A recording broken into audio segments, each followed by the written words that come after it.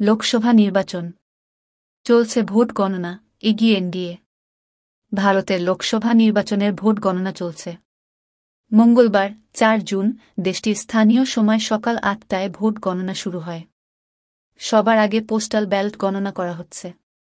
এরপর ভোটারের সংখ্যার অনুপাতে ইভিএম গণনার কাজ হবে।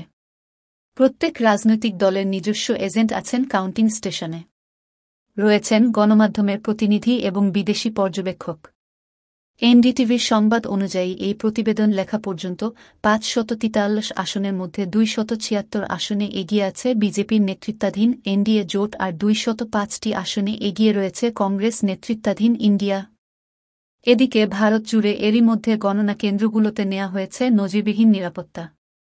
৩ স্তরের এই ব্যবস্থায় প্রত্যেক গণনা কেন্দ্রের ২০০ মিটারের মধ্যে জারি করা হয়েছে ১৪৪ ধারা। আকাশে ড্রোন, কেন্দ্রের ভেতর ও বাইরে আছে সিসি ক্যামেরার নজরদারি। কেন্দ্রীয় বাহিনীর পাশাপাশি মোতায়েন আছে রাজ্য পুলিশ ও নির্বাচন কমিশনের পর্যবেক্ষণ দল। দেশটির অন্যতম দীর্ঘ নির্বাচন প্রক্রিয়ায় এবার দেশটির ৬টি সর্বভারতীয় রাজনৈতিক দল ছাড়াও ২৫০০-এর মতো প্রাদেশিক রাজনৈতিক দল নিজস্ব প্রতীকে লড়ছেন। নির্বাচনী যুদ্ধে সামিল হয়েছেন প্রায় ১৪,০০০ প্রার্থী। একইভাবে জানা যাবে অন্ধ্রপ্রদেশ ও ওড়িশার বিধানসভার ফলও। এদিকে লোকসভা নির্বাচনের পর বুথফেরত জরিপে এগিয়ে রয়েছে বিজেপির নেতৃত্বাধীন এনডিএ জোট।